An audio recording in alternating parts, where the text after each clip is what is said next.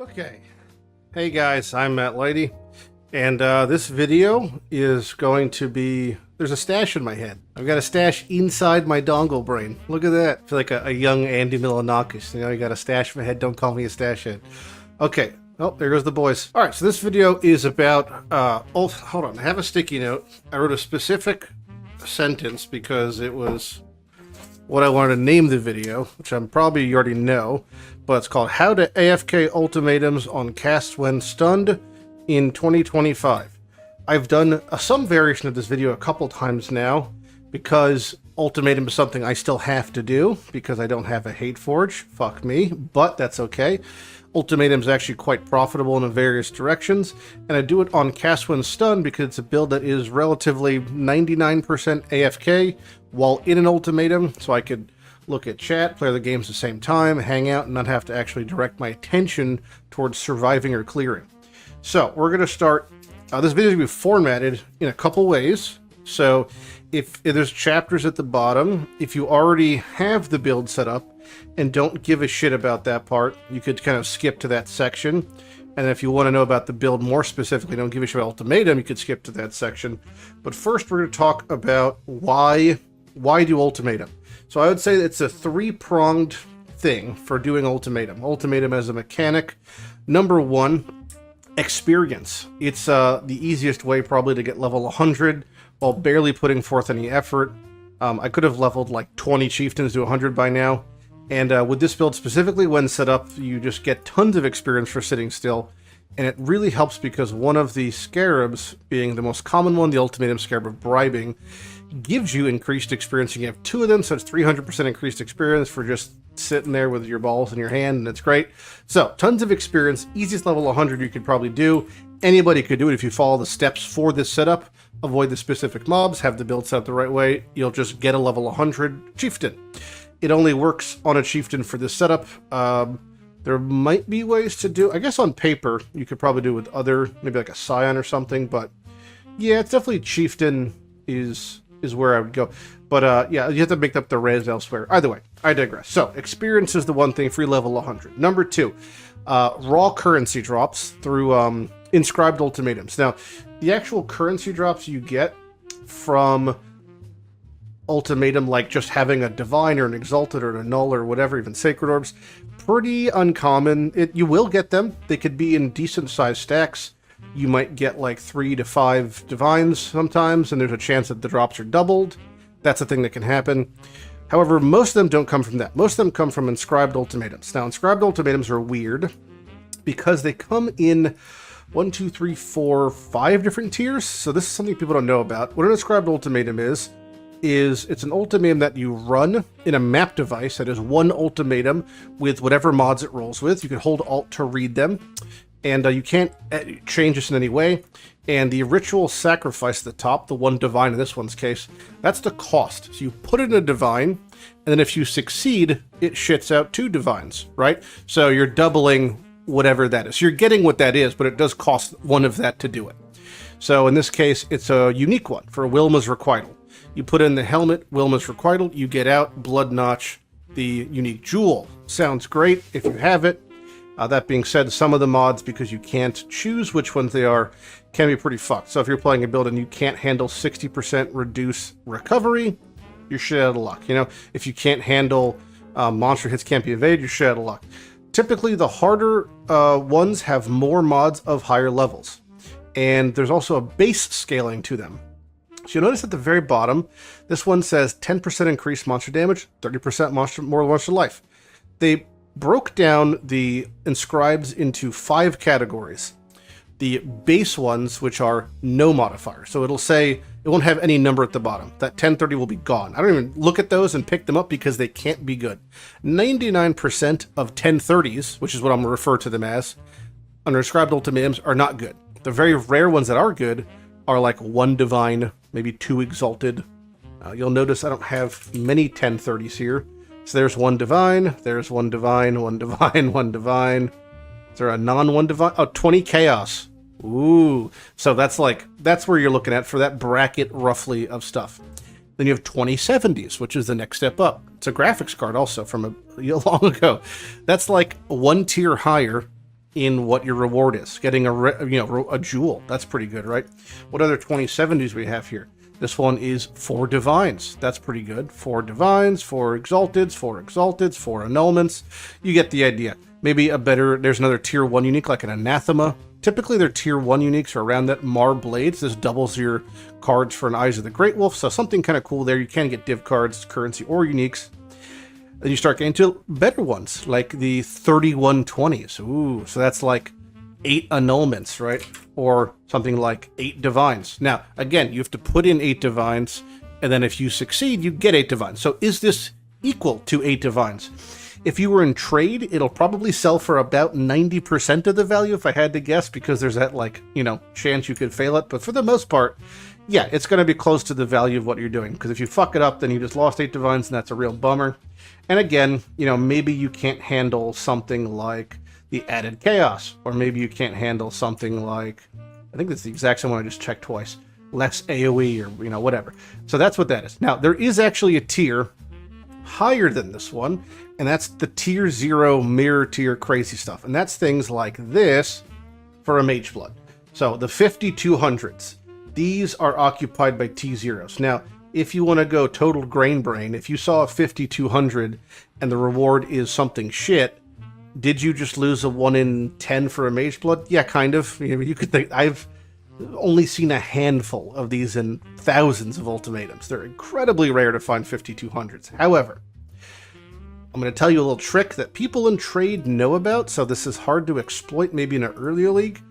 You can 5-to-1 things within the same reward bracket, and you'll get the same reward bracket back, which is why you always pick up 2070s and you always pick up 3120s. Because if I vendor, 8 annulments for me. How many annulments do I have? 28. All right, so maybe 8's not bad. But if it was like 8 exalted, I have 300 exalted, right? I wouldn't give a shit. So you want to sending something back. So if I vendored 5 of these, I would get a random 3/120 back. So it keeps the tier of the quality of the ultimatum. Now, with that being said, there's an outcome for Inscribed Ultimatum. It's effectively a mirror. It mirrors the item you put in, but with the risk of happening. I want to say somebody ripped one of these kind of famously, a mirror one. I want to say it was maybe Tuna. Put in an item and then died, which means you lose the original, which is fucking brutal for mirroring something. But either way, if on trade you see any 5200 for like under 5 divines, there's an argument to snatch them up, because if you purchase 5 of them, like if the reward was like a Morohi, which is worthless, right?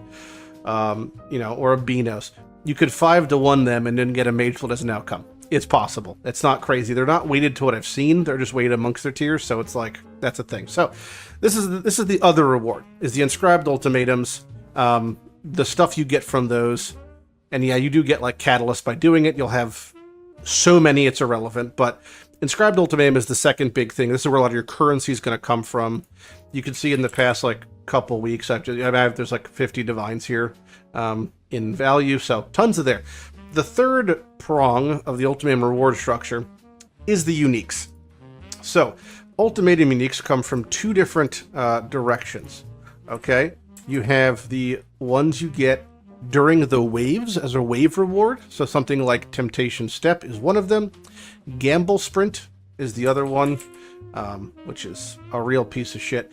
The desirable one, I think the only desirable wave replacement is Rite? Was it Rite of Sacrifice?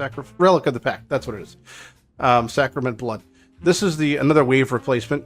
I would say on average you will see 1 wave replacement in maybe every 100, 200 maps. So maybe like 1 in 1,000 waves of Ultimatum. I have seen 2 replacements in the same set of 10. That is possible. But so if you're going for something like Relic of the Pact, I think I've only seen 1 Relic of the Pact in the past like 800 maps, right? Which is 8,000 Ultimatum waves. So not common by any means. But those are those 3. And then you have the other rewards, which are the ones that drop off of Trialmaster. You have the fucking meme gold ring, Ixchel's Temptation, which has a random implicit corruption on it for up to 200 different modifiers.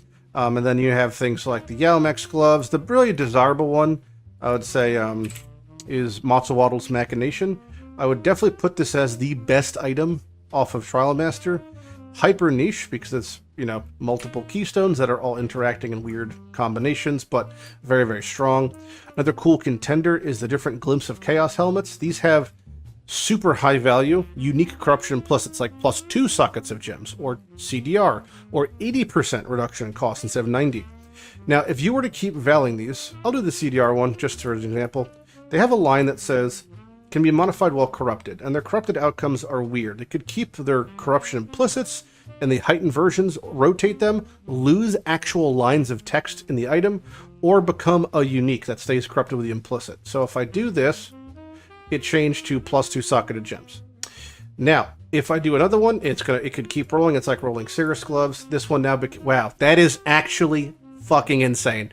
I'm so glad this is in the video, because that is a outcome that I was hoping to get in thousands of Ultimatums I've never seen. I was just going to say, this is, you could hear I'm smiling, because this is probably one of the best case scenarios possible in the game, is getting an insane helmet with an insane implicit that was already super strong. +2 socket of gems on a helmet that already gives you, this thing could have, I mean, that's crazy. That already could roll +2 socket of gems, meaning you put an Empower in there, and it's +4 levels of Empower on top of +4 in the Aura. So that would be 8 levels to an Aura, right, for like an Awaken Empower, which is absurd. Man, that is like, for me, that is museum tier. People might not appreciate how insane that actually is, value-wise, but that's up there. I'll put that next to my mirror. Man, that's crazy. Okay, I'm a little hung up on that right now, but that's what I'm saying. So those are the different outcomes for the helmet, and the obvious holy grail, rarity-wise, is a Hate Forge. The only glove I don't have. Something fun I did see today. I was checking P.O Reddit because just like I do it like once a week maybe, and some guy said that he had a Hate Forge appear from his mappers, which is so rare. So when you're doing in Settlers League, which, you know, is the new standard, there's a chance that you can encounter a Trialmaster. There's a chance your mapper could fight a Trialmaster on an ultimatum and then kill him and get a Hate Forge. And I did see that, so that guy is huge. Shout out to him. And also I did see the top comment saying Lighty in shambles, so that's, you know, the people are thinking about me. God bless. But I digress. So, you know, the drop rates are not great for something like a Hate Forge. It's between a 0.5 and a 1%, meaning on average, a Trialmaster with the passive tree spawns roughly in a 135, putting the average chance to get a Hate Forge from a map somewhere around a 1 in 5,000 maps, which is a lot. Matzwaddles as a shield, probably again the most desirable item, is a 5% drop, so much better. Still looking at a lot of maps you're running on average, could easily be thousands of maps before you see one. So some of these uniques are very desirable, very high value, very cool to use. So those are the reasons why you do ultimatums. Experience, the crazy divines from Inscribed and the currency from that, and then the uniques themselves. Now, we're going to talk now about the build you do it with, and this is kind of the how.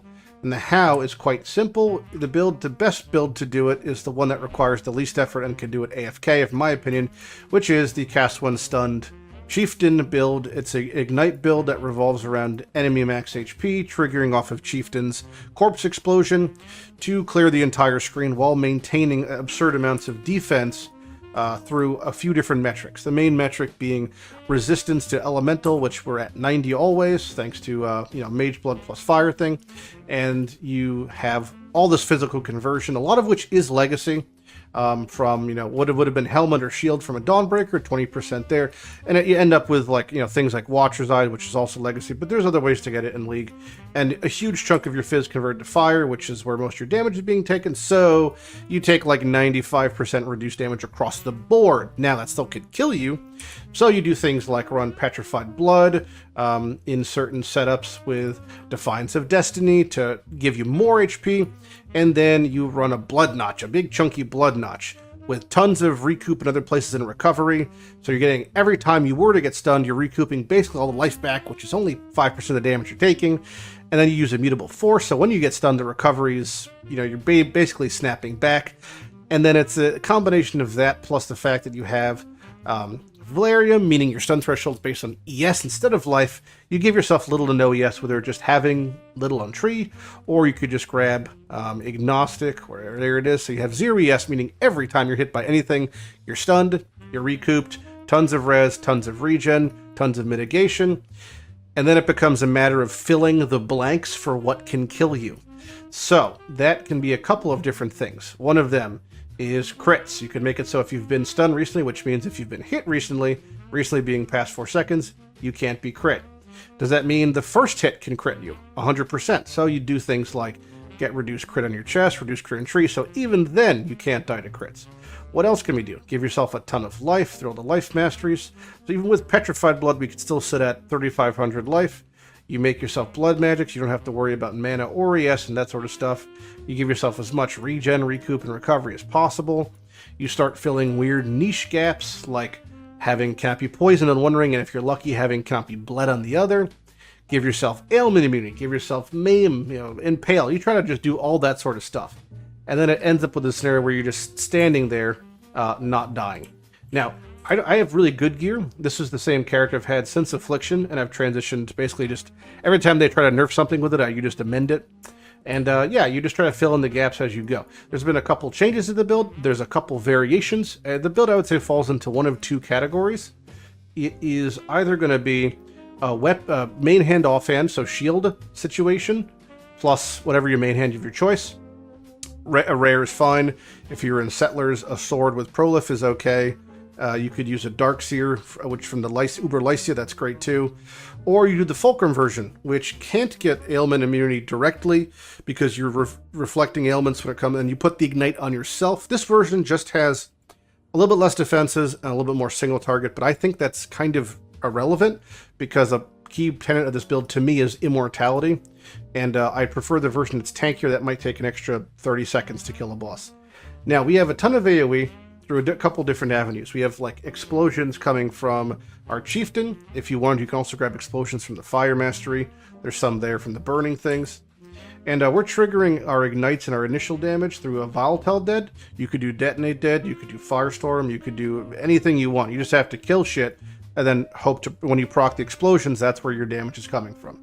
We grab fire damage, ignite chance on tree, different amounts of AoE and recoup and recovery. We use Adorned to give ourselves some juicy blue jewels here with different things like curse immunity for some of them or shock immunity to make sure we're safe. We're picking up our chill and our freeze from our boots here. And then ignites don't do much because we have a billion life regen recoup and we have, the fire damage. I'm actually unaffected by Ignite as a chieftain, but if we were to be ignited, it would be irrelevant. So we actually, technically, because you're unaffected, you are ignited. It just doesn't do damage to you. I digress. So yeah, but the gem setups are pretty simple. Vitality, because life regen, Petrified Blood, because it's a form of recoup the negation, Purity Fire to make sure we have a ton of fire res, Enlighten for, to make the aura cost less. Start having our little cast one stun setups, right? Because we're being stunned every hit, so these are what's triggering our things. We have one for Purifying Flame. If you want to run a Rational Doctor instead, that's fine. Again, there's little variations. Enfeeble makes us take less damage for single target or big hits. You could argue that because it reduces accuracy, it makes you get hit less, but I think overall the damage reduction is fine. If in a perfect world, the version I'm using uses the Penance Ring. This is a curse, this is a curse. So would I like a +1 curse? Defiance of Destiny, sure. Am I going to Val my Legacy Perfect Defiance of Destiny? No. If I get a Hina Chorus lock, will I try to Val it for +1 curse? Maybe if you're in trade. Could you buy a +1 curse Defiance? Yes. Is it expensive? Probably very expensive, but that's a thing you could do. Unless you wanted to somehow get Whispers, anoint it, travel to it, yada yada. But I like Vampirism for the extra recoup and Life Unkill. So that's a setup there. In my offhand, my shield, I have a RF with increased AoE, which is kind of whatever. And automation, the RF is really just here to give us passive damage around us, killing small things, trying to proc that explosion from Chieftain, which is causing the big ignite off of corpses. People often ask, what does the automation do? If you have no idea what automation does, it's actually quite fun. When you enter an instance with automation on Righteous Fire, it automatically triggers it, because it's constantly trying to click RF, which is, once it's on, but this interaction means you don't have to actually do RF yourself. If I had to manually click RF every instance when I'm doing thousands of maps for Ultimatum, I would probably not bother running it because it would drive me nuts. I've heard that the purple RF is the most palatable because it's miserable to look at. I think blue is okay too. Don't use Celestial. Celestial's pretty fucking cancer. Your visibility, I can't even show it here because it's already clicked on. Your visibility goes to like an absolute all-time low. you can't even see the fucking ground, basically. So, yeah, I mean, pick one that you like, because they're all pretty shit, honestly. But yeah, the rest of the gem setups are cast when stunned to the helmet, and this is a spell cascade, desecrate, and frostbomb. This is creating corpses that I'm using to consume with volatile dead. If you were doing scavenging, you couldn't do this for detonate dead. If you're doing regular dead, you can. If you're doing body swap, you could. If you're not using a corpse thing like a volatile dead, you don't have to do this. You could change your setup to something else. It's about just inserting utility stuff. So like, much like the purifying flame, which is giving me conch ground for free, the frostbomb makes it so nothing can regen around me, because that annoys me. And in the weapon, I have Malevolence with an Eternal Blessing. Because for blood magic, I'm just getting a kind of juiced Malevolence. If you didn't have Ailment Immunity, you could run, instead of Purity of Elements, and just have like more Ailment Immunity, and then, you know, maybe it has less damage. But yeah, if that was something you cared about. So that's the gem setups, and the chest is, again, whatever damaging skill you use. Like for me, it's going to be, I use Volatile Dead, and then Flame Surge of Combusting. This puts a little burning ground based off of ignites. And it actually stacks with ignite, so it's you know, it's not as good as like having an additional ignite if that was possible. But and then Volatile that I just used because I think it looks cool, and it really doesn't matter. You could use anything to kill stuff. So Volatile Dead I like, because it's just yeah, it looks cool, and it makes me edgy because I'm using something new, I guess. For the gear, there's a couple mandatory item pieces, I would say. The only real mandatory things is Blood Notch, as close to 60% as you can, because it's more recoup, you know, and recovery. And Immutable Force, as close to 1,000 as you can. It's more stun block recovery, so you're not getting stutter stepped. Those are the two main things. Any Valerium will do, but if you can get a Can't Be Poisoned, Can't Be Bled, fantastic. Cloak of Flame works great. It's quite common, so it's kind of like corruption bait for getting a good implicit. I have reduced crits, but if you wanted to run tattoos for crits, you could instead, and then change the implicit to like max red or something. Lightning Coil works fine as well. It's a little bit harder to run maybe, and it doesn't give you ignite duration, so this is like kind of giving you double dipping stuff, because the fire as a chieftain's great. I think the best in slot in a perfect world is a perfect 40% doppelganger, guys, because it applies to both Fizz and Chaos, and it also applies to dots, which is nice. It used to be less of a problem for conversion, but the Chaos dot and Fizz dot mitigation from doppelgangers is great. So that's my perfect world scenario, is a 50% reduced crit doppelgangers, guys, or 40%. And then yeah, so I use a Hateful Accuser. This casts Penance Mark, which makes the little shrimpies. This is from Affliction League.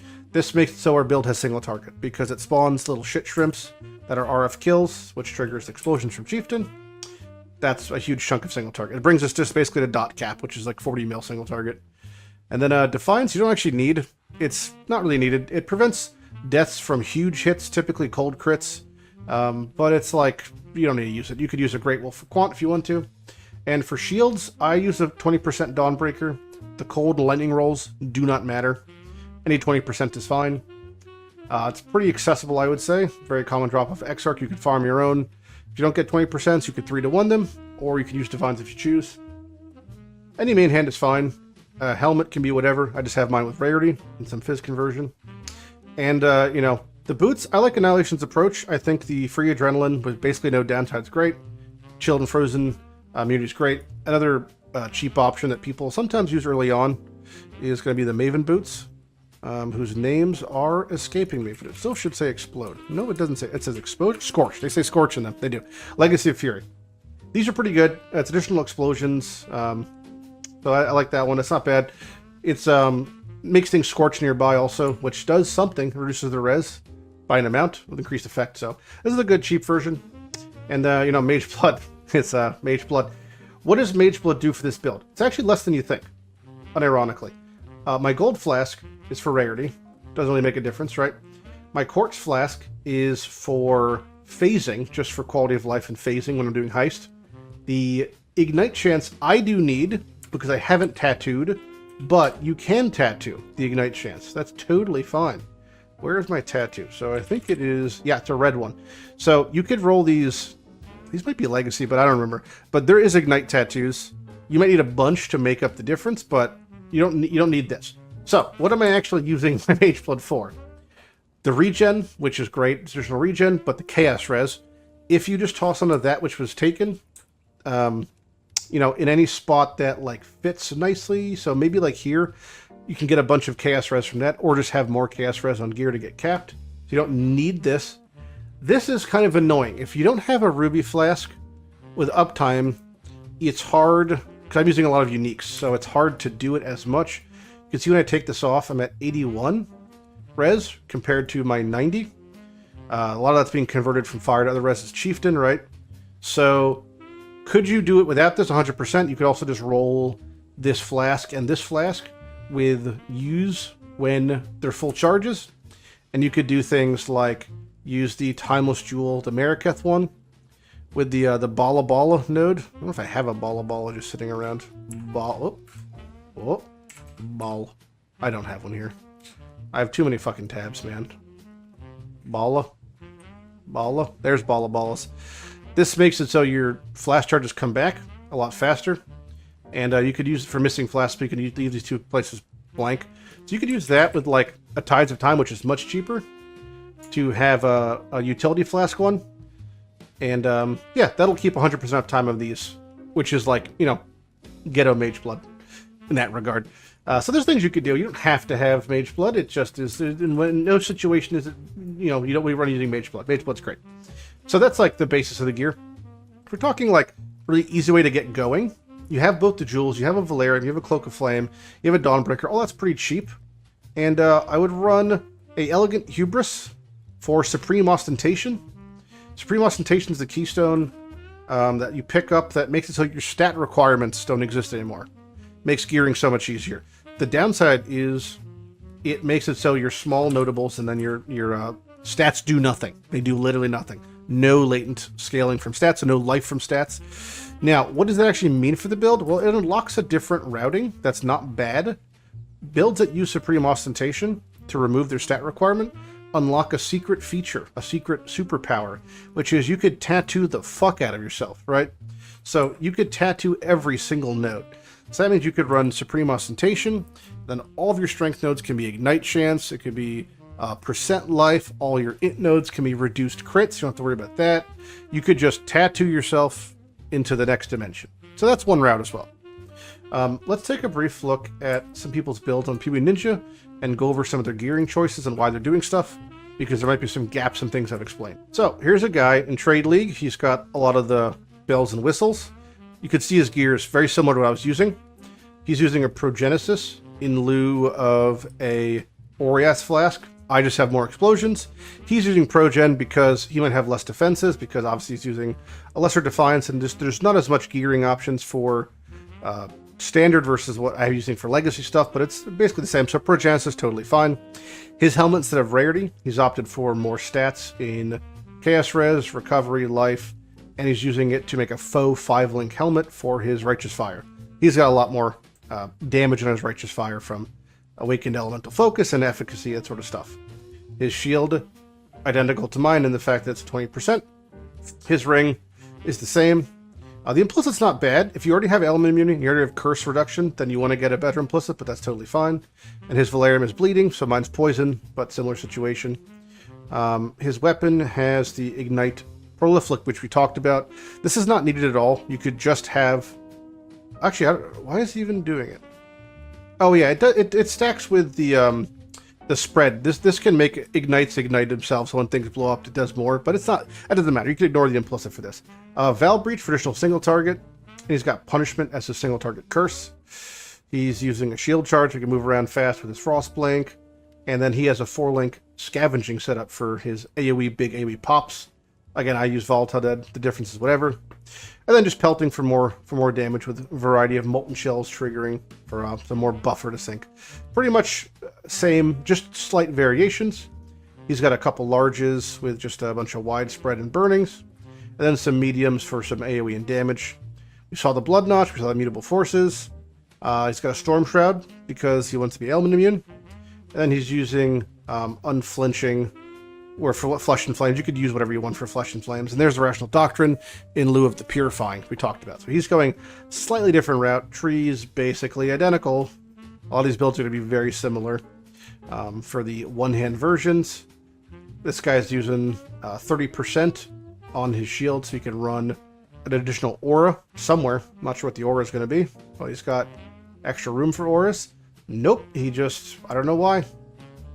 He's got reduced reservation for flesh and stone. I don't know what he's running as a byproduct. But, oh, this guy's got a nice hate fluke user. Poison and rarity. But yeah, Mage Blood, similar situation. He's got very similar flasks. They're all going to look kind of the same. I would say, in lieu of the Adorned nerf, rares are probably better. Getting, like, nice rares are good. If you're in a perfect world, Adorn is always better for talking synthesized things and all that jazz.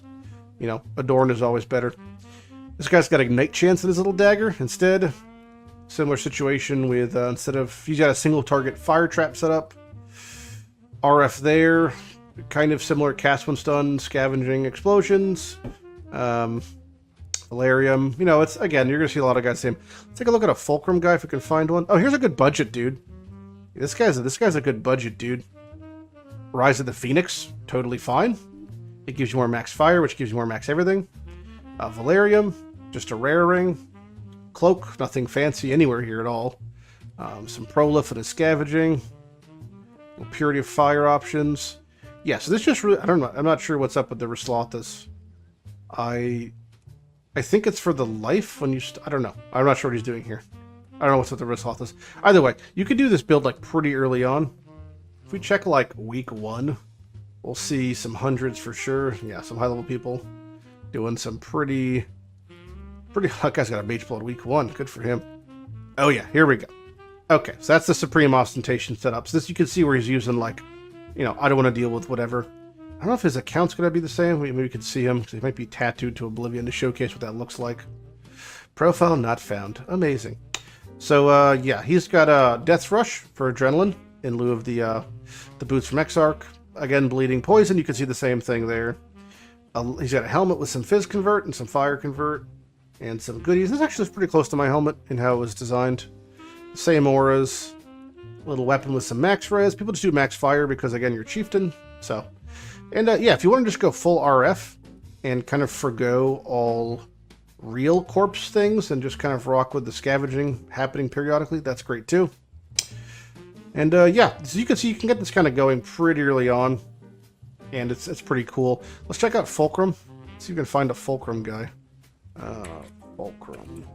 I do think Fulcrum's way worse now because of the penance ring, but you could do it in general. It just means you have a harder time getting ailment immunity a little bit in the beginning. Fire Resonant Light of Meaning. I think I said that which was taken earlier, but you know what I meant. Everyone knows what I mean. Mortal Flesh. This is like pretty budget friendly though. The framework is really budget friendly. A Firestorm to trigger stuff.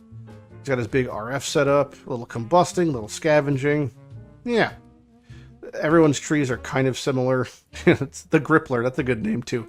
Average Hentai Watcher.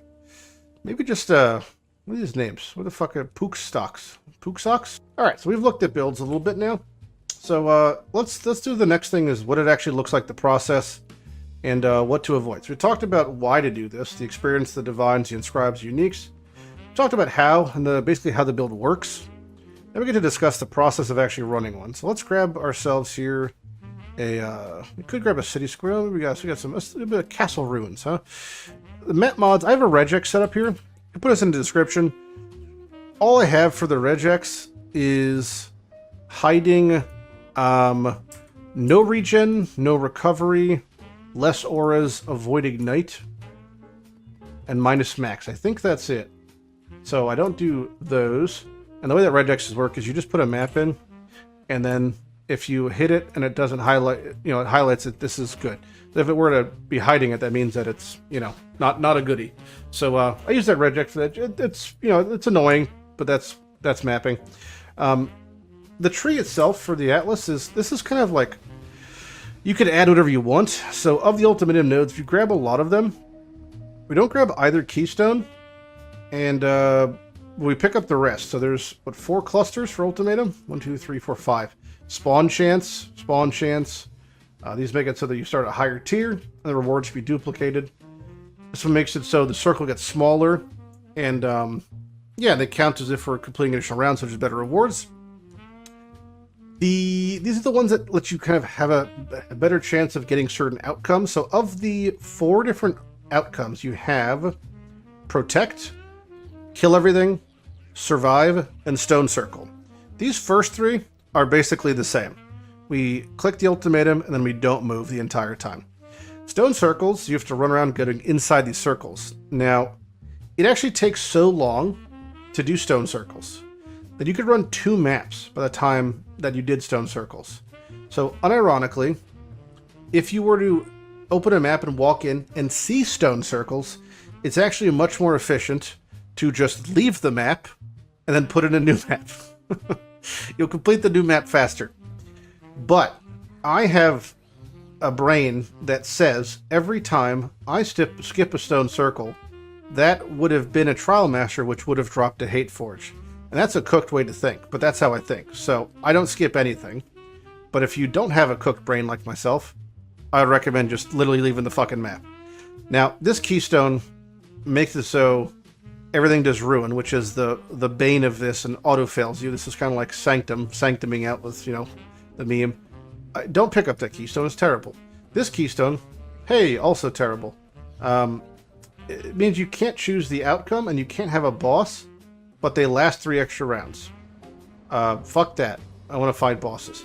These make it so your inscribed have an additional chance to reward things. I think div cards is the worst reward, so I just toggle on uniques and currency, and I don't bother with div cards there.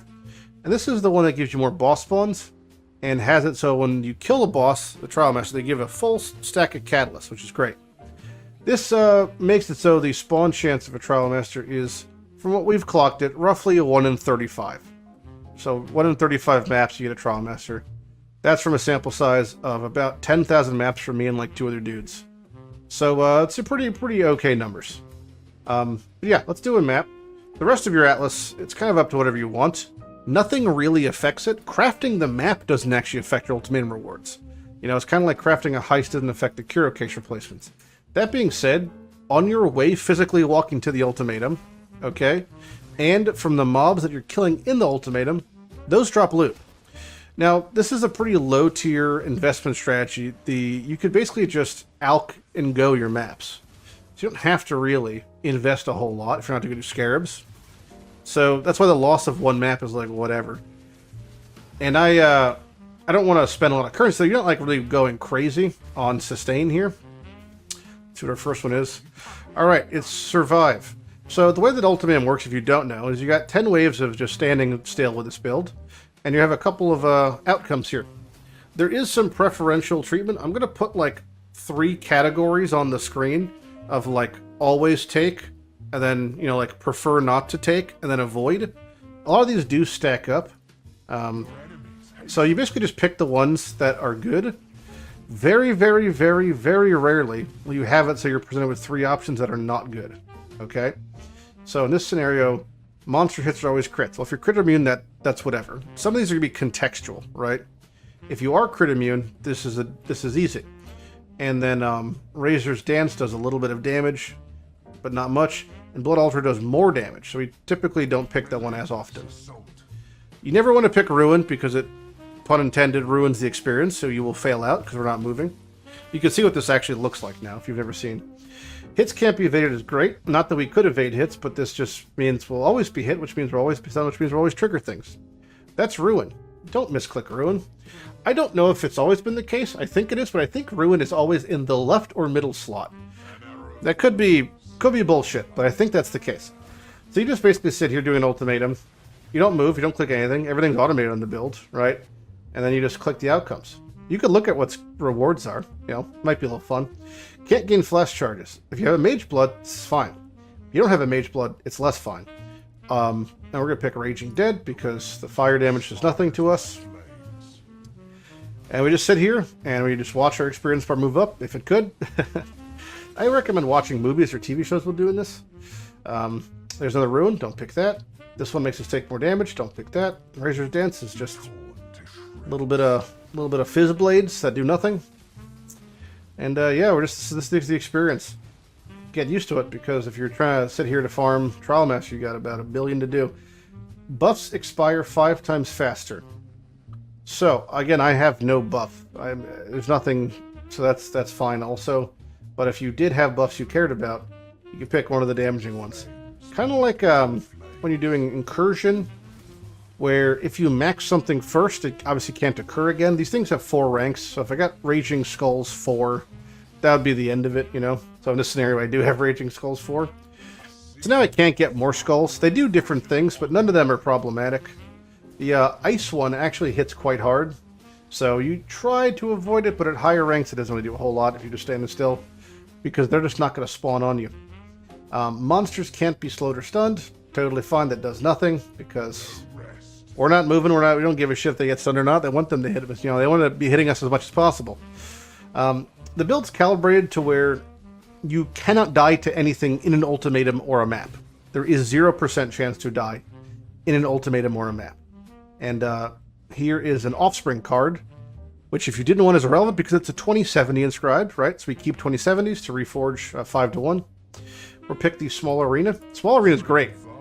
You want the arena to be like less than our RF, right? Because things will just spawn on us and die. And everything gets pro left and we leave burning ground. It's amazing. Now, we're about to get to the 9th wave here. There's only 10 waves, so there's not much time left. I haven't clicked really a button aside from just clicking the ear. So here we're in the 10th wave, I lied. So, if you were to get a Trialmaster to spawn, when I click on this thing and hit accept, it automatically black screens. Which I didn't get, so I know I didn't get a Trialmaster.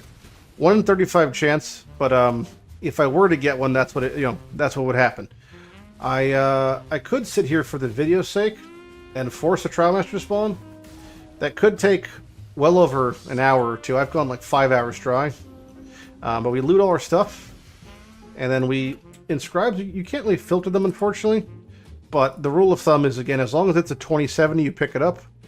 Unless it gives you something you want. And you can see the stuff if I hold Alt. The stuff right here was from the actual waves, and then this is from the trash. This is where it's like, it does make a difference, you know, to have the map crafted, because you can find, you know, things can drop. If you really needed this helmet, there it is. The servers are going down in 30 minutes. Amazing. This is where you just rinse, repeat. I wouldn't bother killing the boss. I typically put on Exarch or Eater. It doesn't make a difference. Just whatever one you want to kill for killing's sake. And then, yeah. And then again, you could, you know, batch craft your maps. Put on your regex. This one seems good. Okay, we're in, we're good. And then we just do the next one. And then you just, I would do maps in, to make it kind of fun, you could do maps in sets of 35. So that's like, you should have a Trialmaster in each one. I personally section my ultimatums like the 1030s, the 2070s, the 3120s there. Then all the good shit on this side. Rinse, repeat. That's pretty much the process. You just do this until you explode. As far as the Atlas goes, we mentioned that I have the Ultimatum stuff on. I personally also have on quantity stuff, scarab stuff, and heist stuff and map drops. Because you'd like it so as you're walking through your map to your ultimatum, that you know, you get a refund. You know, refund of a map, or you get refunds in currency. Some maps are better than others, but yeah, it's like, you know, it's just kind of preference. I typically would also do like the same map in a big set. I do like maps of 40 or 50 in one chunk, because that way, you know, I just like get used to that tile set, then I can move on to a different chunk of 40 or 50 maps. Now we're going to go through this entire process once more of just clicking pretty much all the offensive ones that can hit us, because they do nothing since we're immortal. The main bad outcome is ruin, but you know, you could, there's things like this that say you and your minions deal no damage for 2 seconds every 8 seconds. It doesn't, just, it's annoying, you know. So we want to get things that can hit us, that can trigger recoup and recovery. The choking miasma, the dot one, doesn't do anything. Also, as long as you're chaos capped, it does nothing as long as you keep getting hit by the things. There's like a weird scenario where for some reason there's like one fleeing rare mob survived, and he's just like running around not hitting you, and you had a lot of dots on you because you're not being hit, you're not recouping. You don't have enough recovery that could kill you, but that comes down to more like gearing. So say if you had to like invest in single target, that's where for me I have my penance mark on right click. I can penance mark the enemy, and it spawns little shrimps. It's hard to see because everything's dying in here. That's where it spawns little shrimpies, and those I can kill the prolif. But yeah, suppression does nothing, and then evasion does nothing. But yeah, we want to, you know, if you can always grab the The lightning ones, the blade ones, the fire ones, the cold dot ones. Just have things hit us and shit on us because we are immortal. The more we're hit, the more things, you know, more things die from cast when done setups. And feel free to mess around with your different little gem setups. It doesn't really matter because this process is, you know, once the defensive framework set up, the offensive framework is really just up to you. Again, you could put your RF in a 6-link. There's a 1030. It's a hedgies. We probably won't keep a 1030. So we'll probably just leave that in the ground. Of the scarabs, there's that one we saw which gives you additional wave rewards and experience. That's a cool one. Another one makes it so all the rewards are catalysts. Another one says if you were to get a catalyst, it's an inscribed instead. I typically save those two because when used in conjunction, every single reward will be an inscribed because it was a catalyst that can convert it. So those are a little pricey in trade. The other ultimatum is a guaranteed Trialmaster, which is ultimatum scarab of dueling. Very, very rare. I think I've only found a handful ever. Yeah, so quite rare there. So there's a 1030. I don't care, so leave those on the ground. If you're truly desperate, you can pick them up. There's a map refund. You know, maybe not the map I want, but it is a map refund, so it's good to get. I typically recommend setting up a favorite map system of like maybe 2 that are next to each other. So like Bog plus Dunes. Just do 6 favorites of each. So you'll just get, you can bounce between those 2 maps. Or you also have Trop Island and Fungal Hollow. Those are good too. Some maps have like a proclivity to spawn the ultimatum in the beginning. Scriptorium, for example, as a map, almost always spawns the ultimatum before the tunnel. So, you know, fun fact. The Promenade is a really long map, right? Long and linear. Normally good for traditional play, but when it comes to doing ultimatums, a little annoying, right? Because it could spawn at the end of it. So just think about that when you're picking your map, because you're going to be running, if you're doing ultimatum, you're kind of full hog all in. So you're like running these by the hundreds and thousands of maps, right? The servers are resetting. Not much else to talk about, honestly. Yeah, but that's kind of it for the build. We went over what the build is, what it does, the process of ultimatum, what ultimatums look like. We've gotten a couple ultimatum outcomes. We'll do one more here. The rare mod one's good. It doesn't, again, nothing can kill you, so it's just more loot. More loot is more better. Yeah, then you're just sitting here. Again, it's a very monotonous process. Once the build is set up, it's just you batch craft your maps. If you want to run your maps white, you can do it also if you want to craft them. It has no bearing on the ultimatum rewards from each page. And then you just sit here and you just click the same like 7 to 8 different reward types that you know, whatever roguelite outcome here's. And yeah, there's not much to it. Be warned, if you do get a map that has curse immune or reduced curses on it, and you're running penance mark as your way of getting single target, it will prevent your shrimps from spawning because it spawns 3 shackled phantasms when hit. If your reduction of curse effect is like over 70%, it spawns 0. So keep that in mind. If you want to add curse to your regex, you can. But that's actually a way you could not brick your map, but it just means you have to sit here waiting for your RF to do it, which is why some people like more single target oriented auto setups or more investment in your righteous fire. That kind of stuff is like, there's no wrong answer. It's just preference in what you're looking at. So I'm probably not going to change my setup because, again, I'm immortal and things die around me, so why fix what's broken? But feel free to mess around with your different gems and stuff. That's about it, though. I'm Matt Lighty, and this video has been kind of showcasing the process for Cast 1 stun builds when it comes to Ultimatum, and what to run Ultimatum and how it looks like. It's a visually very jolting thing to be sitting here doing this. But, ooh, a 3-120. What does Boyer's Dream do? I totally forgot that does. Actually, I think, what did I type? Boater's Dream. It's an eBay store. What is Boater's Dream? Nope, it's a guy who sells boat things. Alright, well. Oh, shit. Shaft trim. I wish someone would trim my shaft. Alright, Boyer's Dream is a 6-linked Harbinger bow. It's a 3-card, and it's a 6 thing. So if you had 3, there's that, but otherwise, yeah. Oh my god, a trial. What a Can you imagine if we ended the video with a hate forge? I would fucking blow rope everywhere. There's no way. 0% chance. But can you imagine if there's a god in heaven? So you can see I'm holding down right click. There's the little shrimps that popped. You can see how he's dying so fast. It's because I've exploded a little shrimplet on him. That's just doing the single target damage. So the huge ignites are coming from me blowing up the little corpses. So here's like no ignite damage, right? This is just from Righteous Fire.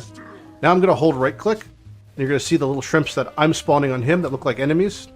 And when I do pop them on him, you'll see his health bar go zoop, super far down. So there it is. So you just procced a 3%. So that's all the ignite damage. So it's just coming from explosions of corpses. Alright, what do we get? Man. So yeah, again, this build is 100% immortal when it comes to Ultimatum and base maps. I cannot die from any that I could go take a shit and come back and I'd be totally fine. What do we get? I'm gonna guess we're gonna get a helmet with +1 to minimum all charge. That's my guess. And we got a gold ring. The Serpentine gauntlets, this fucked me up a little bit, not gonna lie. But there is a 39% gold ring. Yeah, so rings stay on the ground, but unless they're 200%, because that quality can roll to 200%. I have one 200% just for a meme, but yeah, and that's what that looks like. So I got to showcase a Trialmaster. Amazing. So that's 1 in 35 to occur. Not great odds, but you know, we check our loot. Nothing else we give a shit about. But keep in mind that if you do see these corrupted rares, I would check them for double corrupteds. This one's not great, but don't forget you could mythic orb things. So if you found like a super insane ring corruption, that's the mythic orbable. I've found so far 2 rings that have had bleed and poison in the same ring. If you had that like on a moonstone, you would actually nut if it became a Valerium, for context. So yeah, fine. If you were to purchase a Valerium that's like poison and bleed, I think they're like over a mirror. But yeah, you could. Either way, that's a good time to end the video. You saw what Trialmaster looks like now, what that experience is like. And if you have any questions, feel free to ask them in the comments below. Otherwise, you can come see me on stream where I'll be continuing to do Ultimatum until I have a Hate Forge, which hopefully is sooner than later. But yeah. Anyway, have a good day. I'm Mathew Lighty, and I'll catch you guys in the next video. All right, bye-bye.